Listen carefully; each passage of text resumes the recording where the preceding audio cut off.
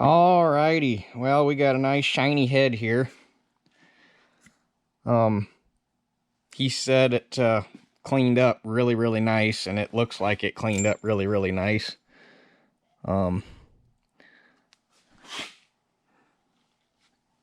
He did the 3-angle valve grind like I asked him to. He said the seats cut in really good. Far as he could tell, it was a virgin head. It had never been machined, which is kind of surprising for the age of it, but it's not really a high performance engine, and it never really sees a lot of heat, so warping the head or anything like that, I mean, it's not like it's not unheard of, but it's, when you got a hunk of meat that damn thick, you're to make that thing out of tolerance, you're gonna have to do some serious damage. But he did mill it, just to make sure it was true, and he took 10 thou off of it, which I like the fact that they actually took the time to stamp how much they milled off of it into the head, because it was, like I say, it was virgin. The deck height was original, so he took 10 thou off, which for anybody that doesn't read in micrometer, a quarter, a United States quarter, is about 70 thou thick. So take a quarter, split it into 7 chunks, and he took one of those chunks of a quarter out. So, yeah. Like I said in the last video, I forgot to take the valve seals, and on these heads, they're actually kind of hidden. They're inside of this little cup that goes right there on the spring retainer. Well, what they did is actually what most valve seals are like that I have ever seen. This is kind of not a common thing. Most of them, they just stick a rubber ring right here on the valve stem, and basically what happens is, because this is an intake valve, it's going to want to suck air in between the valve stem and the seat when the valve opens, because you're pulling air into the cylinder. So the way these valve seals work is, when you first assemble the head, you just shove them all the way down against the valve guide. Then when the valve opens, like so, the seal slides up the stem, the valve returns to the closed position, the seal stays where it's at, and then next time the valve opens, the seal is at the right height on the valve stem, and the fact that the piston is trying to draw air into the cylinder is going to take that seal and suck it up against the top of the guide, and it won't let any oil pull down. That's the way the vast majority of valve seals that I have ever messed with are. These are kind of an oddball. But basically all these guys are for is, obviously, that's recessed, and that spring retainer is going to pool up with oil on top. So when the valve comes down, basically this is going to just stop any oil from running down the valve stem through the guide. So, like I say, they put that style of seal on there, which is common, and it's actually a better seal. And actually, now I notice they did it on the exhaust and the intake both. Normally, you just put valve seals on the intake, because the exhaust, when the valve's open, exhaust gases are blowing, so it's going to push any oil there is back out the top of the valve. So that's not a normal thing, but they did it, which I'm not going to complain about. But basically, I got the new valve seals. These are obviously shot. I see no reason to not just double up the protection on them intake valves. That way, you know for damn sure you're not going to be sucking any oil.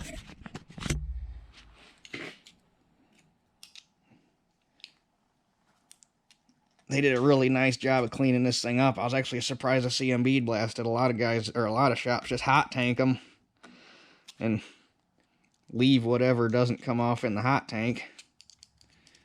But they magnafluxed it, and the whole 9 yards, and everything came out there. I mean, like I say, there's so much meat in that head.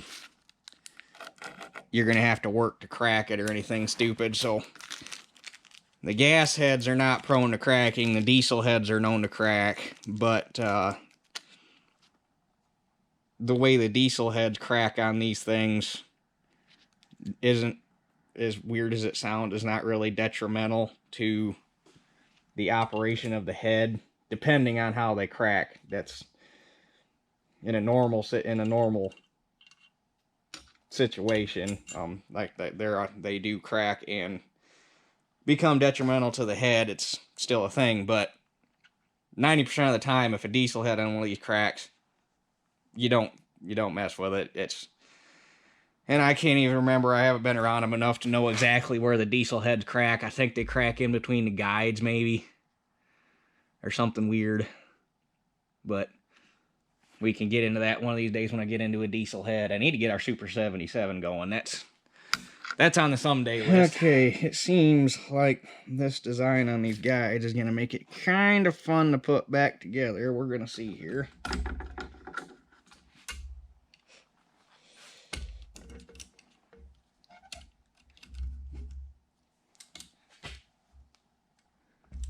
Oh, well, that was pretty damn easy, actually. I figured you'd fight that seal. And then you put your keepers on again.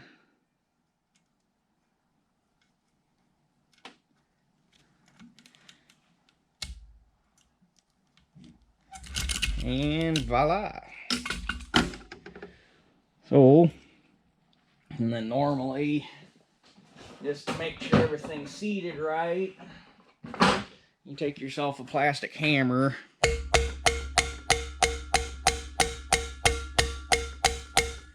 and just kind of whack on the valve stem a little bit and make sure everything's sucked up the way it's supposed to be. Plastic hammer. You don't want to fuck anything up. So, I just got to do that 3 more times. Okay, so this is what a valve rotator looks like.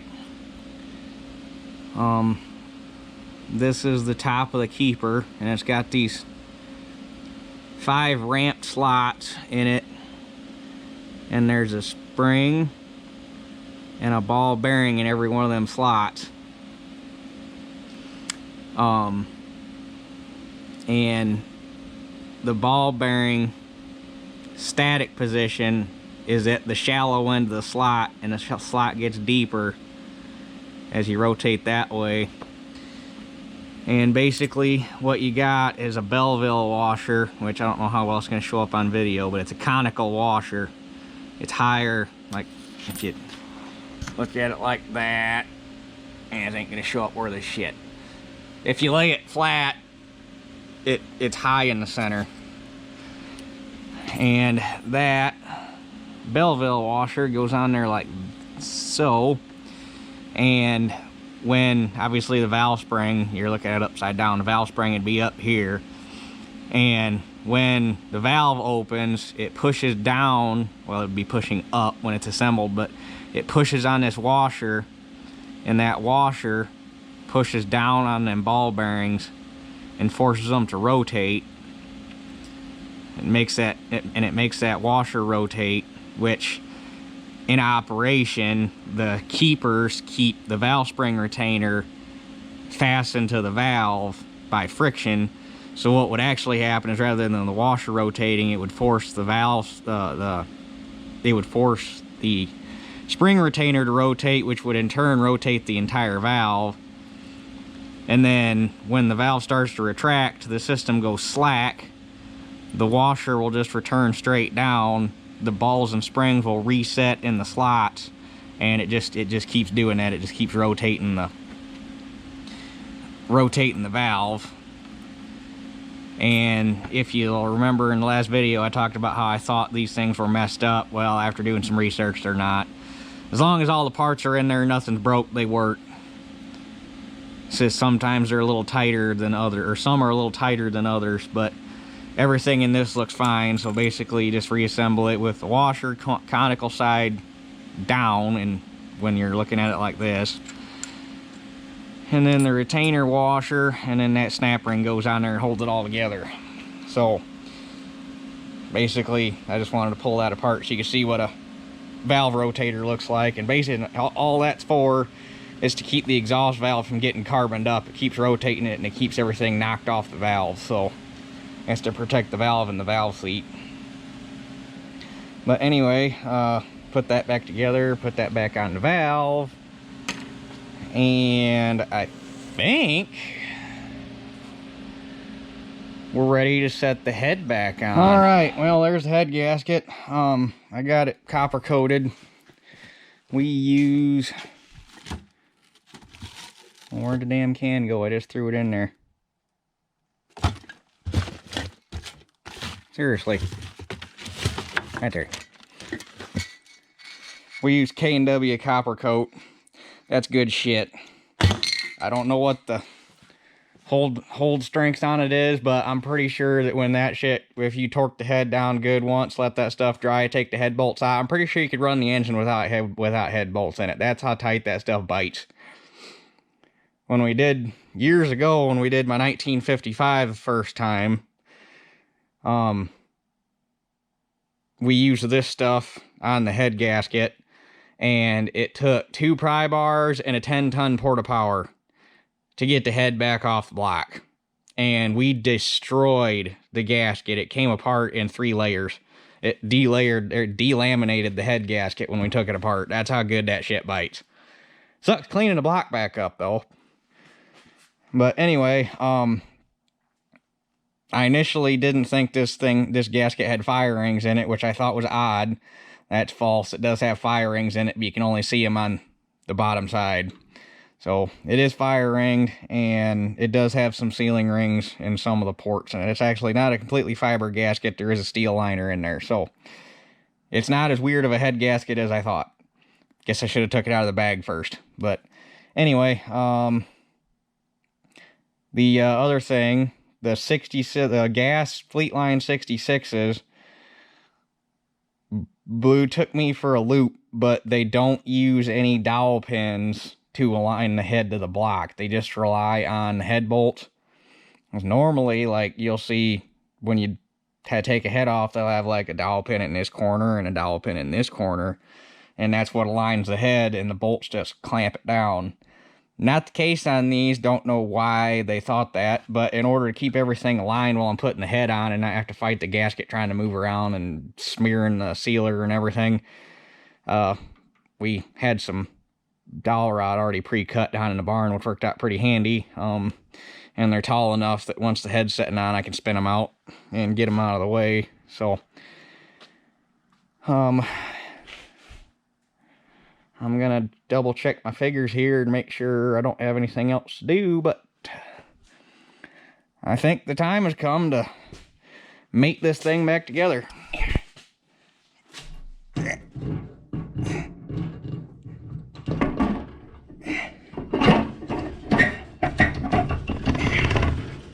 Oh, come on, damn it. Well, shit. Ladder.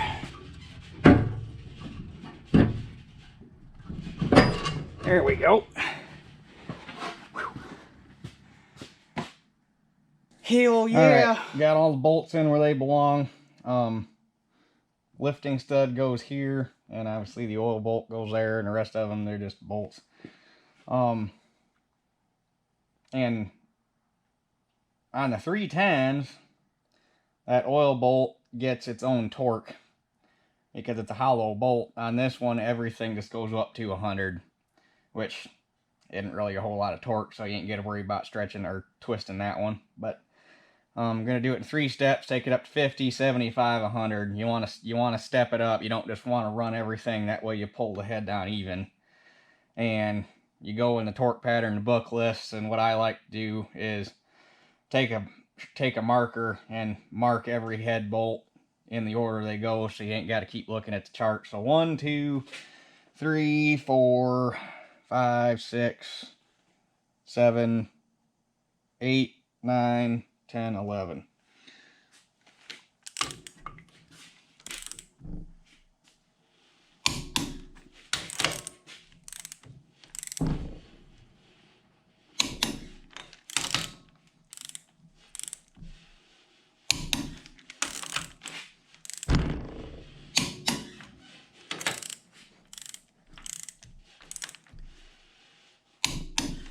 And the book did not specify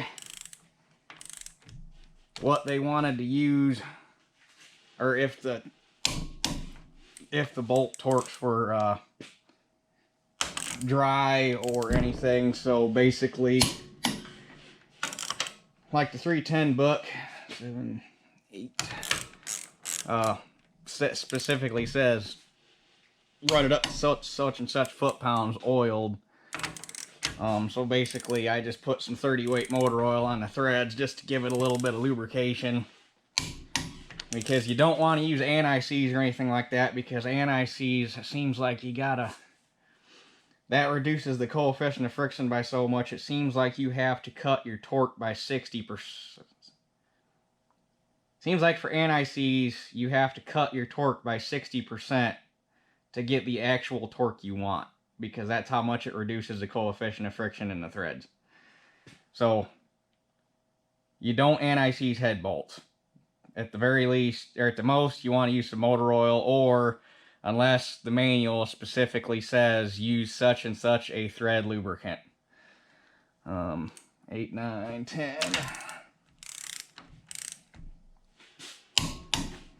11. So there's the first pull, and we'll go to 75.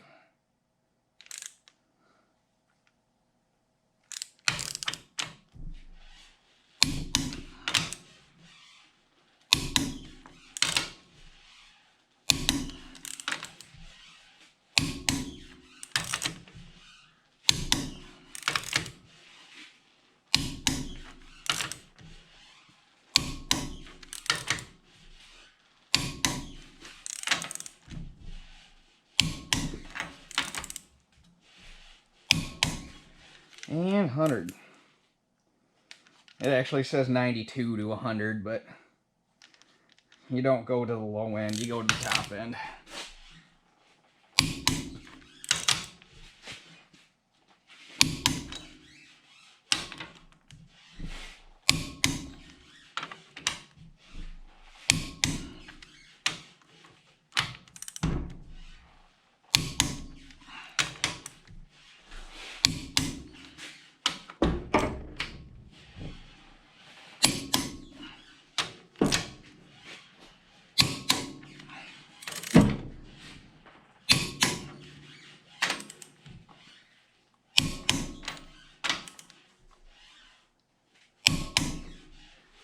And give them one more click,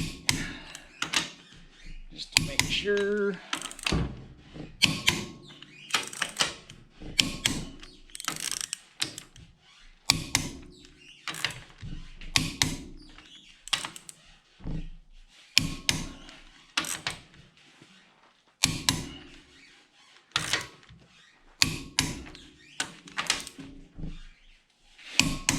I'm getting a little bit more out of some of them.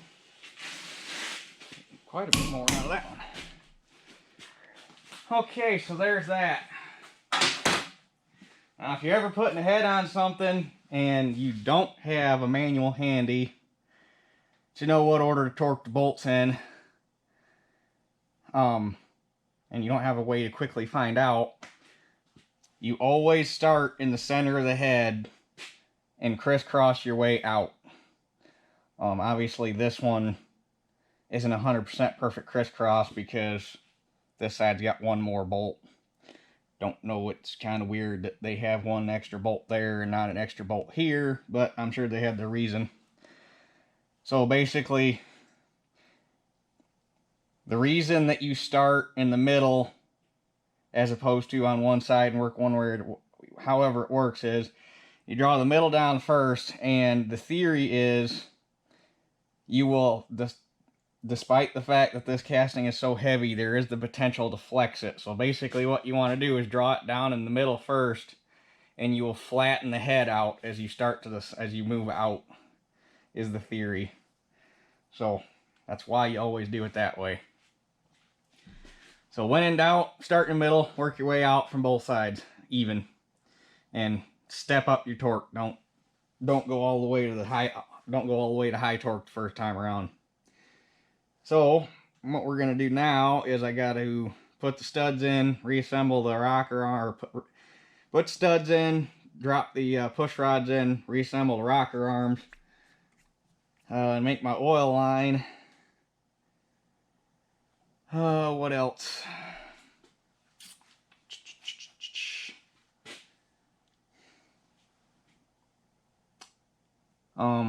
Actually, before I do that, just because everything's out of the way, I might put my thermostat housing and everything back on, because I could just slide it in with all this bullshit not here in the way. And that'll make life a little easier, so I'll do that first. Then we'll put the studs in, rocker arms, push rods, rough the valves in, although the way this thing is built, because I'm going to go through, I'm going to assemble it, run it, warm the engine up, shut it down, let the engine cool, hot torque the head, and then we'll finish the assembly probably first thing in the morning. I'd like to at least get it running tonight at 6 o'clock already, but third shift, I've only been up since 3. But as long as I can get to these bolts with the rocker arms on, I don't have to disassemble the rocker arms. But if I got to take the rocker arms back off to get to the bolts, that makes a little bit of a pain in the ass, but it's worth it to torque the head again. So, anyhow, we will catch you guys here a little further down the line. Alright, thermostat housing and everything's on. Rocker arm assembly is assembled. Unfortunately, the damn head bolts are just far enough under the rocker arm shafts that I'm going to have to take the rocker arms back off to retorque the head. So I just went through and just roughed in the valve lash by feel. I didn't get gauges out. So, because it's got to come back apart, doesn't make a whole lot of sense to take the time to do the feeler gauges and set it right when we're going to retorque the head and it's going to change anyway. So, for running it for 30 minutes to warm the engine up, I might have them a little loose, but better to be a little loose than a little tight. So, I will probably ought to get that oil line made real quick and get the manifold and the carb back on. And the nice thing is I can leave the manifold on and retorque the bolts. That's nice.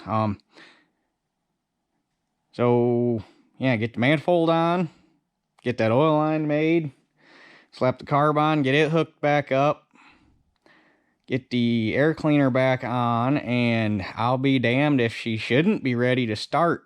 I'll probably should be able to leave the tappet cover off while I'm running it, which will be neat because you'll get to see the valve train working, although the valve train moves so fast it probably won't show up that great. But anyway, yeah, I'm going to get that oil line made, get the manifold back on, and we will catch you guys when it's ready to start. Alrighty, manifold's on, torqued up. Anybody that's curious, manifold bolts get torqued up to 27 foot-pounds. Carb's hooked up, fuel's on, air cleaner's on. I dropped the oil and changed it real quick. Also, for anybody that's curious, the rocker arm nuts, those torque to 27 foot-pounds. Pretty sure that's just a standard thing, at least on all the Olivers, because these torque to 27, the 310's torque to 27, the motor in 1600 torque to 27, rocker arm nut torque to 27. Plugs are in, plug wires are hooked up, ready to fire up, but we're going to go grab some dinner here real quick, so I don't want to start it. Once I start it, I just want to let it run and warm up. So, oh, and any coolants in it before I forget to mention that. Somebody points it out. So, we're going to go get some dinner and come back and fire it up and let her run and see how well she chooches. And we're back. I'm so glad we live this close to Indiana. I don't know what the hell I'd do if we lived further north. You can actually go down there and go sit in a restaurant and be like normal fucking people, instead of living here in this communist fucking state. But anyway, excuse me. I think we're going to go ahead and fire this thing up. Hopefully oil doesn't go everywhere. If it does, I guess I'll throw the gasket on the tappet cover real quick and we'll throw the tappet cover on it. But I think we'll be alright. So, I'm a little nervous, but there's nothing to it but to do it, I guess.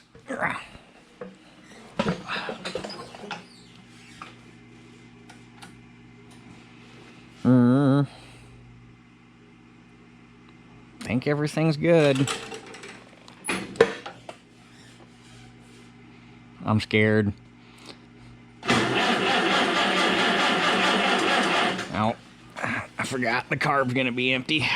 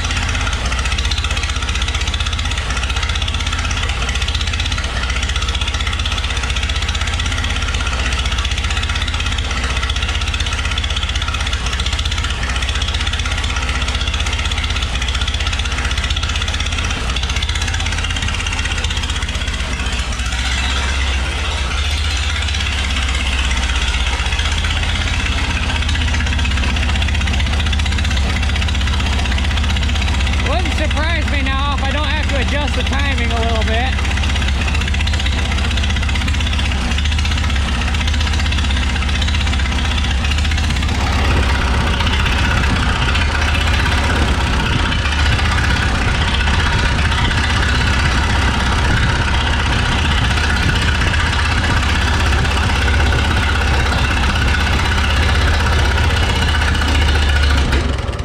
Whoops. So you remember how I said that I was going to mark the plug wires, so I got them back on in the right order? Yeah, well, somehow I managed to flip the two center ones around, and that's why I wasn't running for shit. So I came over here, couldn't figure it out. Started pulling plug wires, pulled the center two, they didn't make a difference. Flipped them around, picked up on all four, ran just fine. Funny how that works.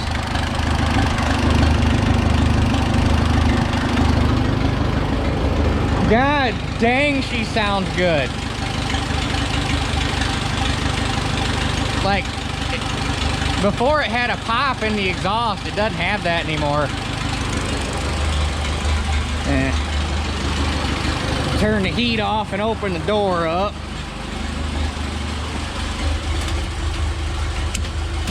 Like, she sounds so damn good.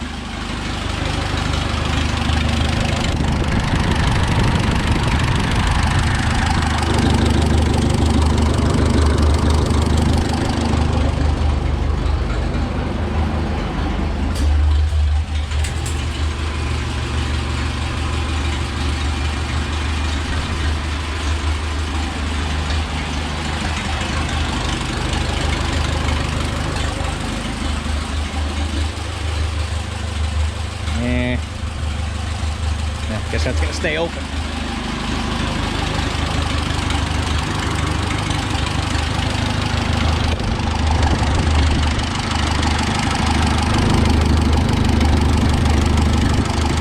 I must have done a good job adjusting those things by feel because they're not even that loud.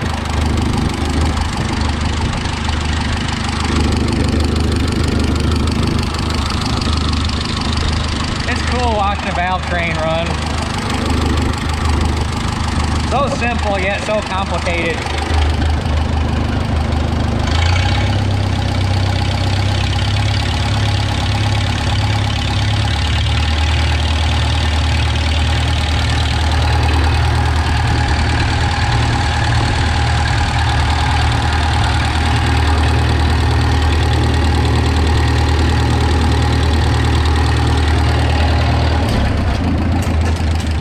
I'm going to,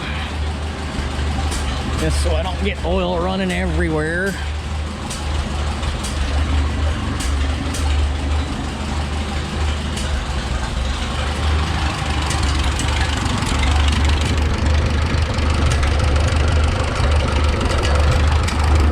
Set that there.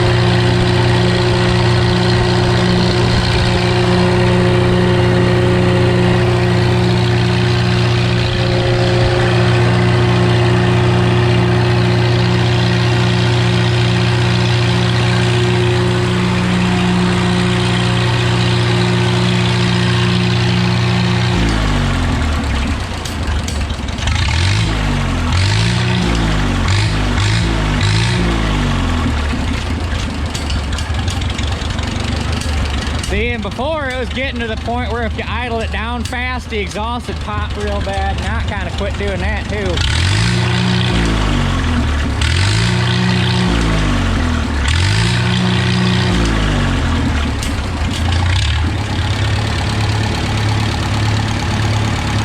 And it does it a little bit, but I also think it's because the valves aren't adjusted all the way, so, or aren't adjusted correctly. That'll probably change when I do this, actually hit them with feeler gauges, so I guess let her warm up. And I'm actually kind of curious to see how fast it warms up now, because before, without that thermostat in there, it would take this thing forever. I mean forever to get up to operating temperature. Well, not having a thermostat kind of explains that. So, see, it's warming up already. That actually went really quick.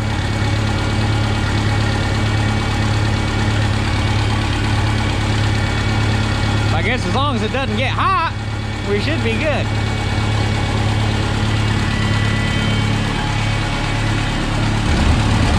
Well, here we are about 30 minutes later. Check out that low idle. I could probably get a little bit more out of it if I want, but then the oil pressure starts to get down in the red, and that's, yeah. That's plenty damn low right there. You can almost count the damn revolutions. But the temperature came right up to the center of the work range and stayed there, so that's good. I wish I knew. The only thing I hate about those gauges is they don't actually have the temperature. They just got cold working hot. And Dad's got a digital thermometer somewhere, but I don't remember where. It'd be nice to shoot the block and see what, or shoot the block, shoot the upper tank, shoot the lower tank to see what you're getting for cooling through the radiator and see what the block temperature is. But apparently that head was doing more than just using oil, because a lot of guys, well, some of you guys, if you recall back when I was planting beans and I was letting this thing sit and idle while I was filling it, commented about how when it was, or when I had it idling, it would hunt, and the RPM would kind of fluctuate when it was right about there. Mind you, I have not touched the governor. It doesn't do that anymore.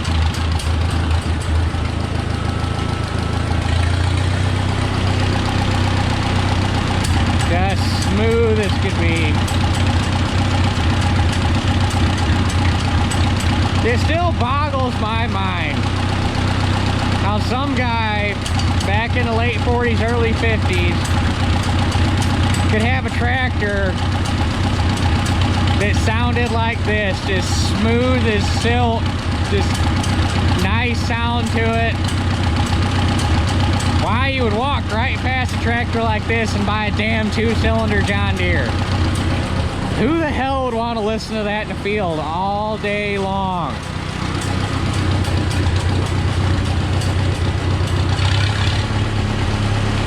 When you could just listen to that. And this is straight piped and it's still quiet-ish.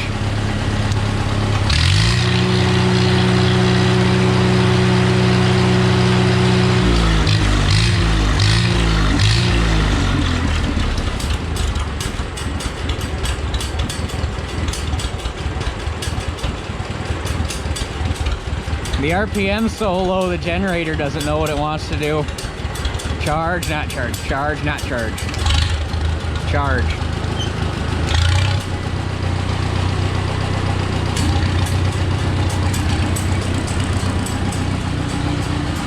Did I ever mention how much I love this tractor?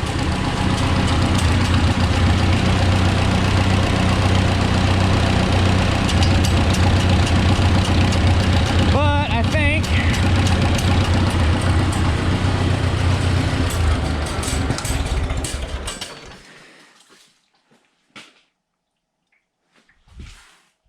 oh, that scared the shit out of me. I was like, why is the radiator sizzling? It was all the leaves falling. I think we got her sufficiently, come on out of there. I think we got her sufficiently warmed up now, so let her sit and cool down overnight. And we'll come back tomorrow and pull the rockers back off, retorque the head, put the rockers back on, actually set the valve lash correctly, and put the hood and all the sheet metal and everything back on. And should be good. I still got to change the oil in the air cleaner. Now I want to pull the battery. I guess while I got the hood off, I'll do it. I want to pull the battery tie down off and clean the, there's some battery acid getting to it, so I want to clean that up. But I guess the next thing she's going to get before spring is a new set of steers, because this one's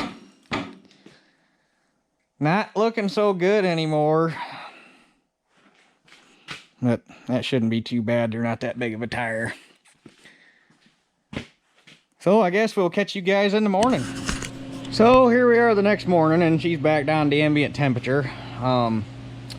First thing I did when I got here today was I pulled the battery tie down off, and I watered down the top of the battery and poured baking soda on it, and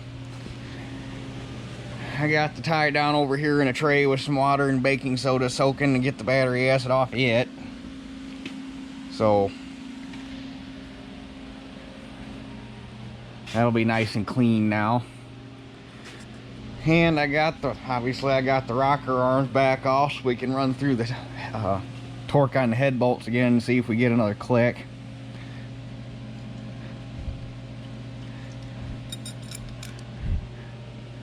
And the bitch of it is, I wonder if I'm gonna have to take my new fitting off. Originally this bolt had a fitting that just came, well, I don't know if it was actually original. The fitting in this bolt was originally just a straight adapter, and it had an inverted flare tube in it, but it was not an inverted flare fitting. It was, I don't even know what kind of fitting it was. I've never seen,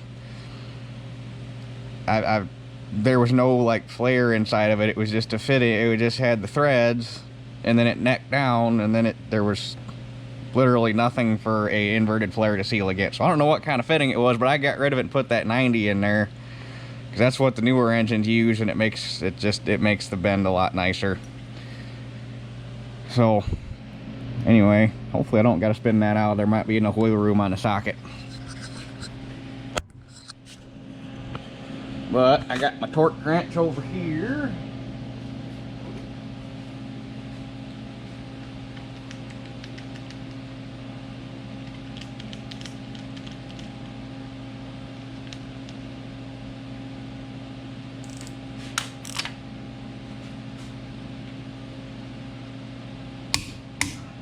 A little bit out of that one. Fair bit out of that one. Which one was 3? That guy. A little out of that one.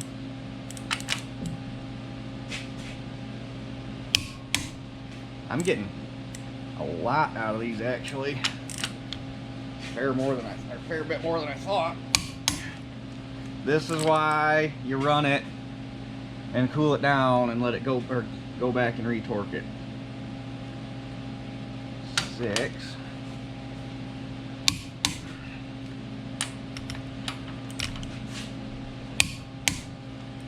And normally the outside bolts don't get as much because they run, the outsides of the head run cooler. Because now we're gonna get some out of that one though.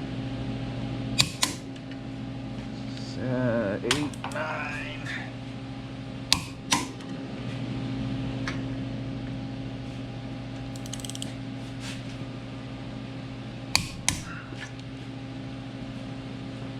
This one from over here.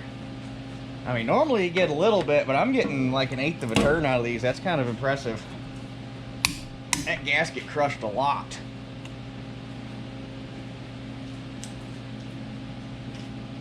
But that's why you go back and hot torque it. Although hot torque is a bad name because it implies that you're torquing it while hot. But you warm the engine up, cool it back down, go back through, retorque it, because what happens to metal when it heats up? It expands. So basically, the block is going to grow a little bit, the head is going to grow a little bit, and because the bolts are steel and the head is cast iron, the head is going to grow at a different rate than the bolts because they're different, and it's going to grow at a different rate, and it's going to grow to a different dimension, because not all metals expand the same based on their alloy. But basically what all that does is you pull everything tight, because everything expands and it crushes the gasket more.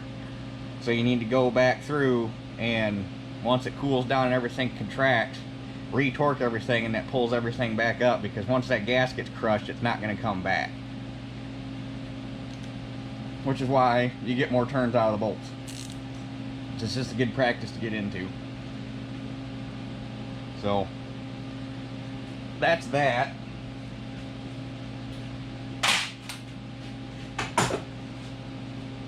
And I tell you what, I love the YouTube.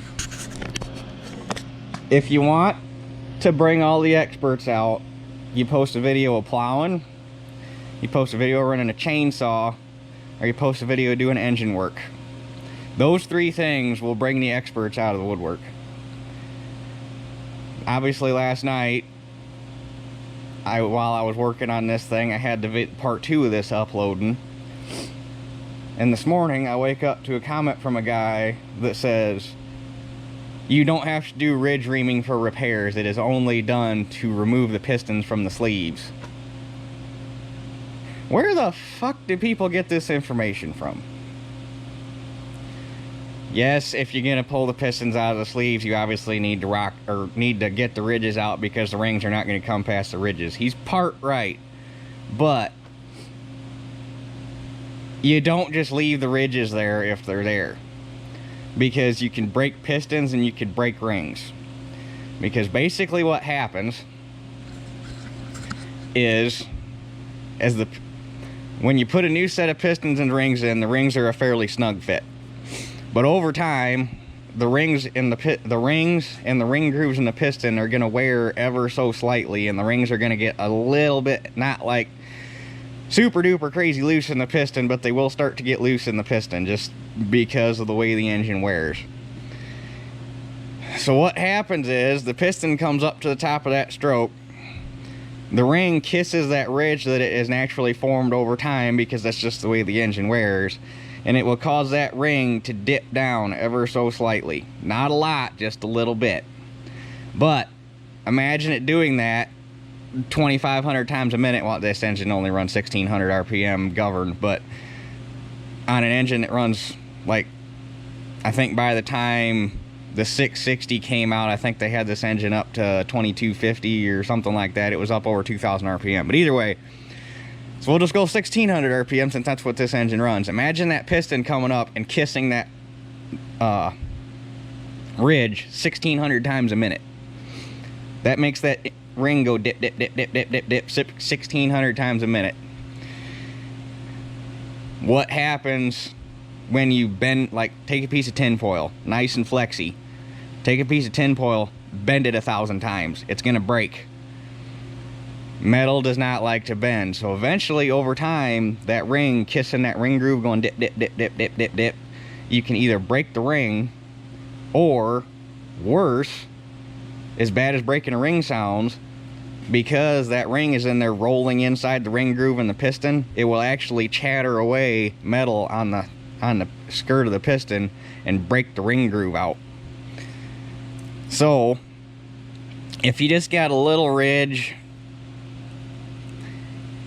no ridge is a good ridge. If you just got a little one, it's not as bad. This one was ridged really bad.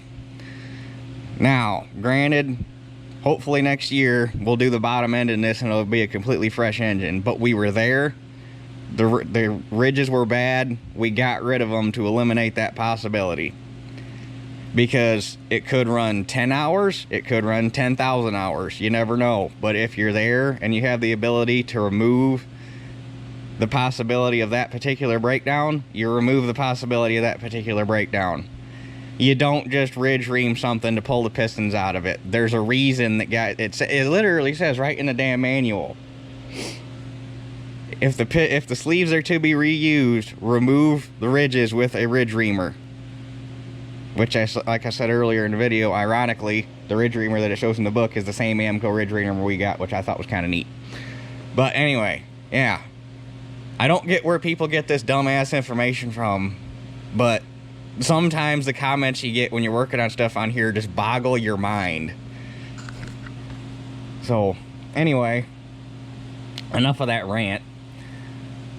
I've actually got another one I'd like to do because I was talking to the guy at Napa when I was getting some stuff for this thing, and we had a nice little conversation, but if I do that rant, this is going to turn into a 2-hour video, and we just don't want to go down that road, so I'm not going to do it. But, and it's got nothing to do with Napa. Just get that out of the way right now. Because I know I bitch about Napa a lot, but our Napa is actually really good. And the guy that owns the place is really good. There's a guy there that I like to deal with. They're actually... One guy been there for years. He actually collects cars and shit, and he finally retired last summer, which I actually went there on his last day and said bye to him. His name was Ed, really cool guy. Like, could damn near, even for like tractors and shit, could damn near get stuff without even looking in the book. That's how good that guy was. There's that guy. There's another good guy there. There's a woman there that's not too terrible. But there's one guy there that they hired to replace the guy that retired that every time I get him, I just cringe because I know something's going to be wrong. He tries. You got to give him credit, but he just makes me cringe. But anyway, the rant was not about Napa. It just so happened to be I was talking to the guy at Napa about it.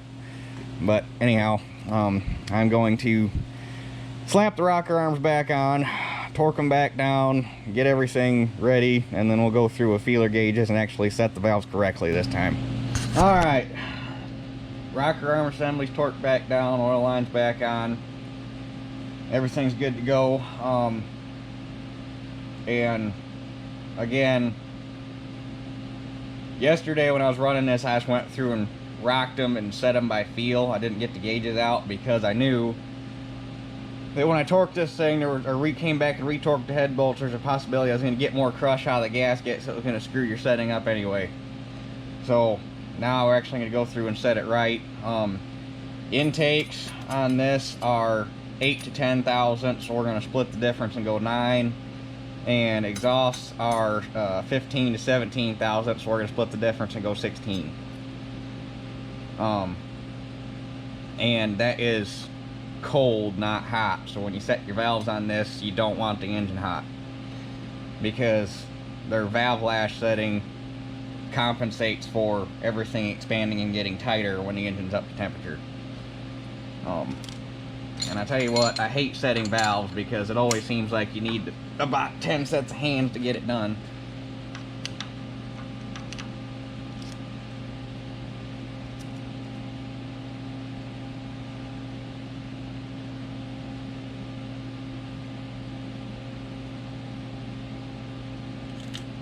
And then it never fails. You get it set where you want, you tighten the nut back down, and the damn thing's too tight.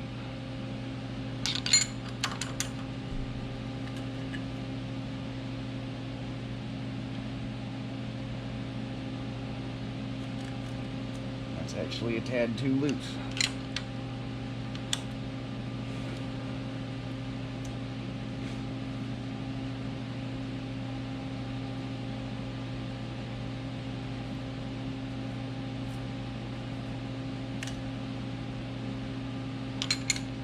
Damn it.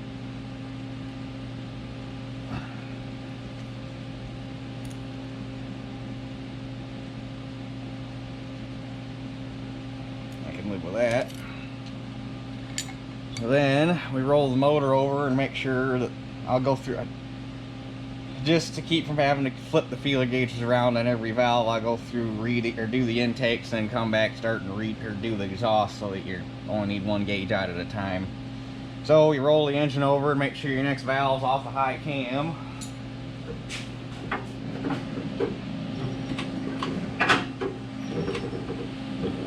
Yeah. You got good compression, I'll give her that. Son of a Buick.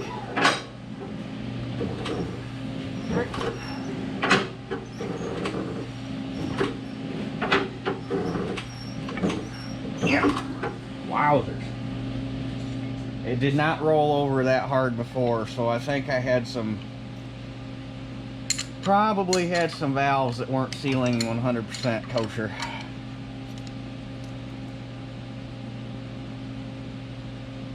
That one's actually really not terrible where it's at.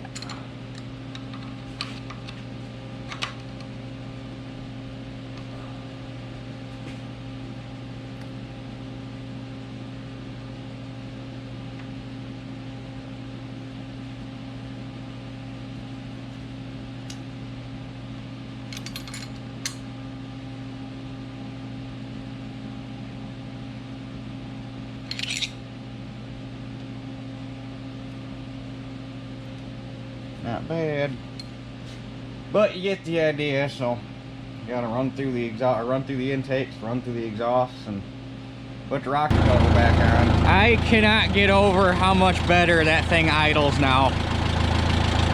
The exhaust note doesn't even sound the same. It's smoother. Mind you, I did not touch the carb, and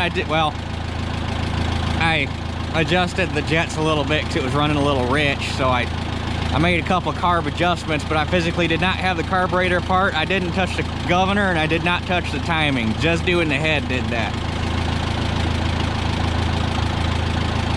God, I love this little tractor. It's the perfect little chore tractor. Like, I'm sorry guys, it'll make a John Deere B its bitch. And a Farmall H, I'd put them right neck and neck in the field, but on the road, this thing will whoop the dog shit out of an H any day of the week, because an H is geared way too high in fifth for the horsepower it's got, and you just can't pull hills with them. This thing will pull hills in road gear with whatever the hell you want behind it. She just gets down on the governor and just away she goes.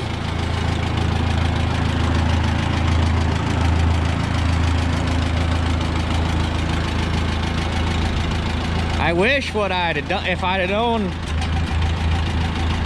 I don't know, 6 to 1, half a dozen the other, because Corv's, the big bore kit for these now is 3 3/4. It's a 3 3/4 M&W kit. It's got 3 1/2s in it now, which would have been a 660 or a Super 66 kit back in the day. So when I do the bottom end, I'm going to put that 3 3/4 kit in it, and knowing what I know, I wish I'd have looked at that beforehand, because if I'd have known that, I probably would have got bigger valves, got seat inserts, had them cut the seats out, put inserts in, and put bigger valves in it so it'd breathe better when I put them bigger pistons in it. But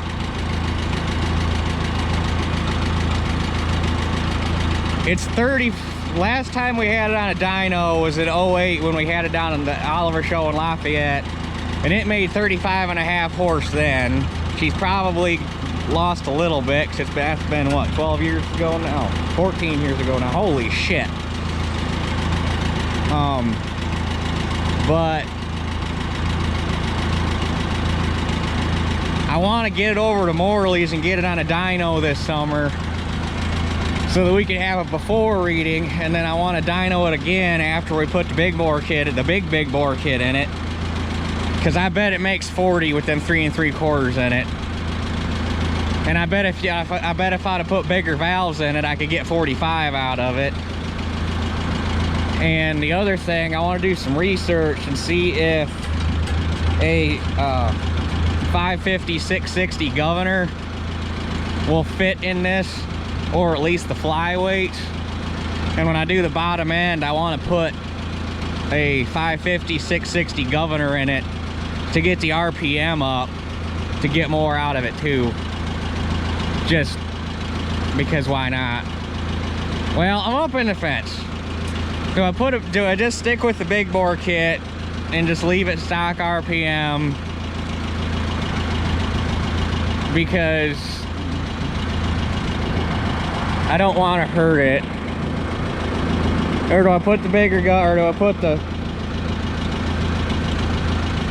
Because a 550 and a 660 would spin faster, so I don't know if that means the flyweights on the governor would be lighter or heavier.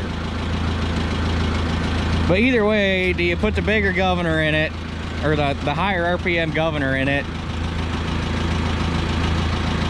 I don't know. I don't know where I want to stop, because I still want to farm with it, but it's going to be a toy, because eventually I'm going to get to the point where it's too small to pull the drill I get, or the planter I get.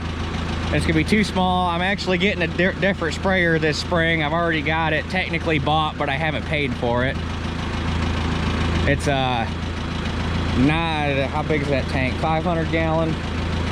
Or is it 900? It's a pretty, it's gonna be quite a jump. It's a tandem axle Hardy with like a 500 or 600 gallon tank and 45-foot booms. And this poor girl she got the horsepower, but she ain't got the weight to handle something like that. So this will probably be its last year spraying. And if I end up getting what I ultimately want to get is a white 5100 4 or 5 split to plant, so I can plant 11 row 15-inch beans. Again, she probably have the horsepower, but she wouldn't have the weight. And that a 511 split would beat the dog shit out of this thing. Plus it ain't 12 volts, so I couldn't run the monitor. But what I want to do is get an 880 a late model 880 diesel with a Rooster Master pump, or a 1555 diesel to set up for spraying and planting, or to set up for spraying and planting beans with skinny tires. Like, probably wouldn't go any bigger than a 16.938. But eventually this thing's gonna get to the point where it's gonna be like, when I got bins, it'll be the auger tractor, or run the elevator with it, or, you know, chore tractor things play with. So I don't really know how crazy I want to get with the engine, but it'd be cool to have it like 40-45 horse. But it's still just a little 66, so I don't know. But damn, having that head on there makes it run so much better. I'm kind of excited. Hopefully that solves my oil fouling issue, because that was getting annoying. I could run it for like 10 hours and then foul the plugs out.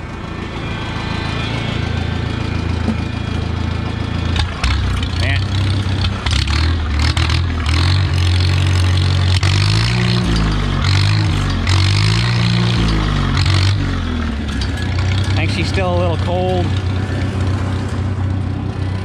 Might need to do a little bit more carb adjusting too.